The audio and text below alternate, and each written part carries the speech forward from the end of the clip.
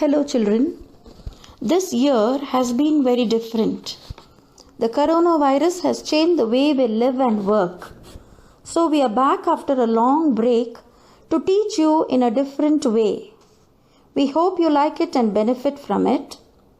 So we begin today's class with a small shloka. Vakratunda Mahakaya Koti Surya Samaprabha Nirvignam Kurume Deva Sarvakaryeshu Sarvada. So we begin this class with the blessing of Lord Ganesha. We can see so many things around us, and these things are put into two groups, living and non-living things. Living things to survive, the most basic thing would be food. Now from where do you think we get food? So living things depend on plants for food.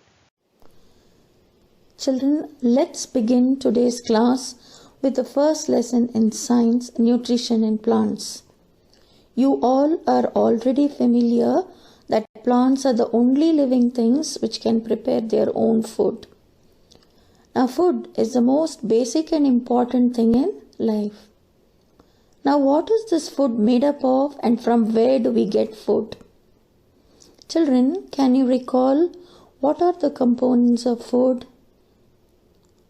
The components of food are carbohydrates, proteins, fats, vitamins and minerals, and each of these components are helpful to us.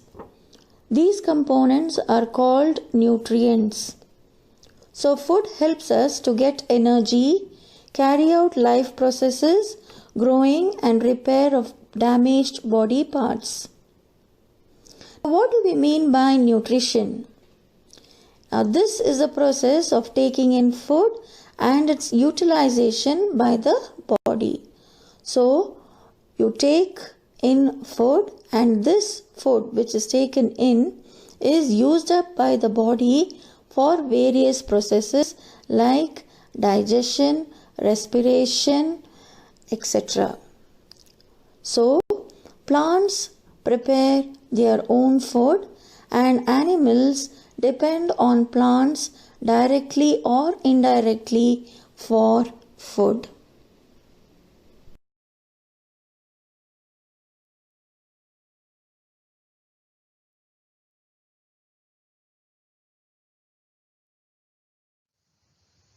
There are basically two modes of nutrition, autotrophic and heterotrophic. The word autotrophic is a combination of two words. Auto means self and trophos meaning nourishment. So all green plants are autotrophs as they can prepare their own food. Now spell out the word autotrophic. A-U-T-O-T-R-O-P-H-I-C. Heterotrophic is again a combination of two words where hetero means others and trophos means nourishment. Now since animals cannot make their own food, they are heterotrophs. Some plants like the parasitic plants, the insectivorous plants and the saprophytes also exhibit this mode of nutrition. Now we will talk about these plants in the next session. Now spell out heterotrophic. H-E-T-E-R-O-T-R-O-P-H-I-C. Heterotrophic.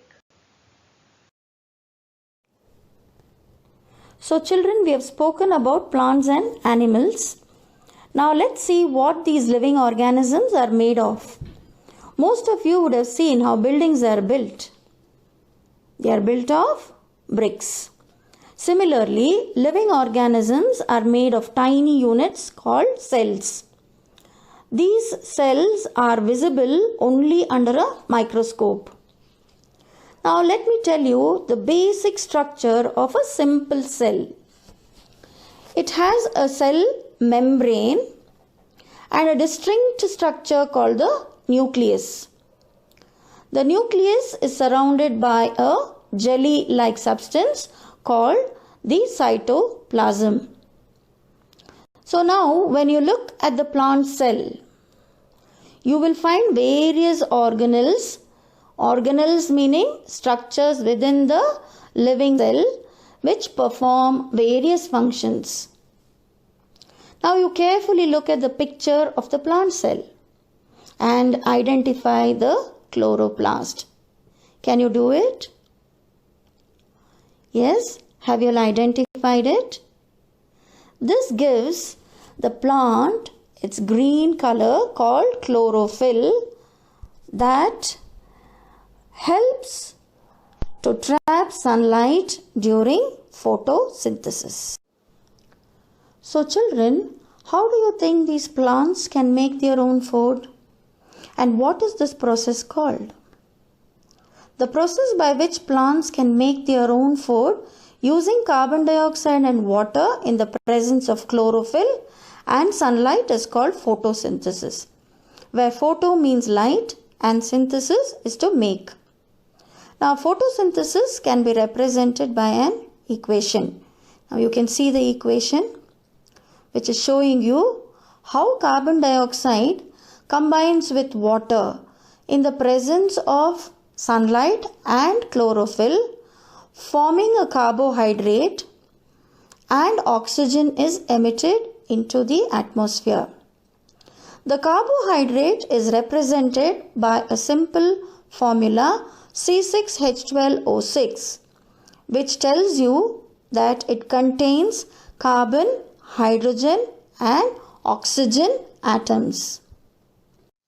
Now let's see how does this process take place and where does it take place.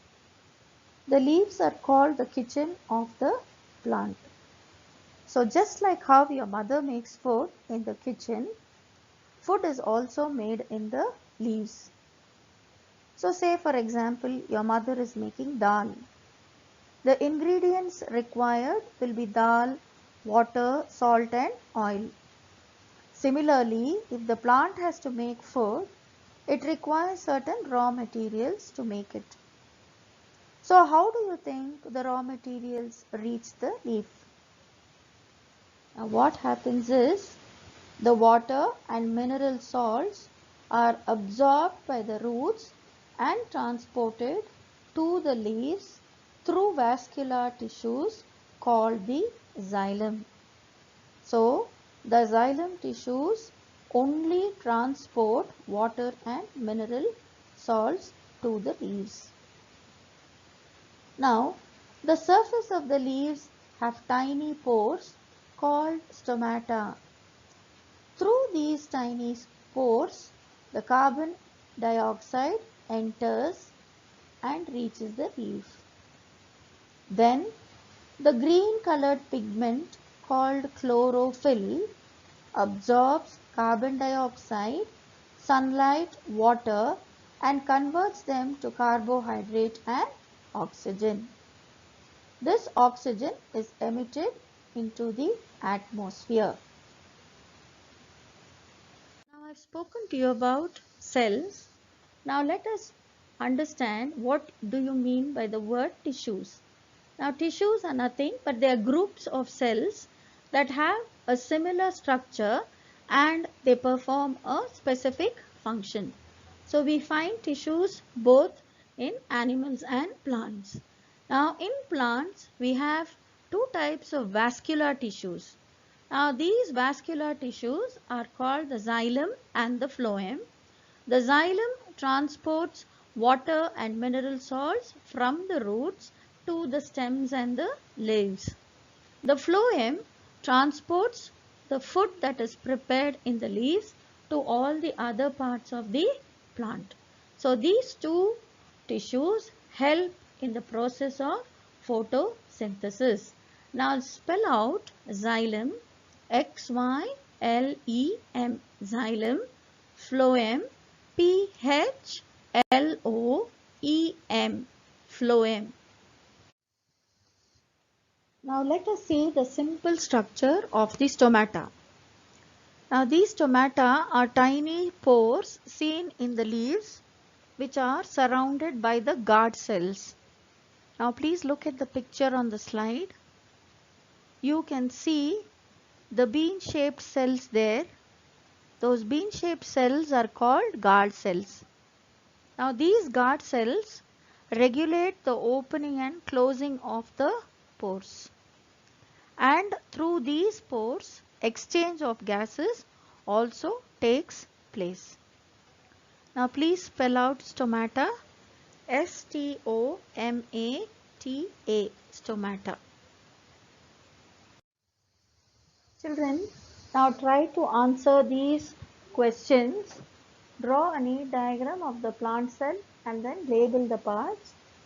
Why do living organisms need food? Name the components of a carbohydrate. Name the components of food. What are chloroplasts? We will discuss the answers in the next session.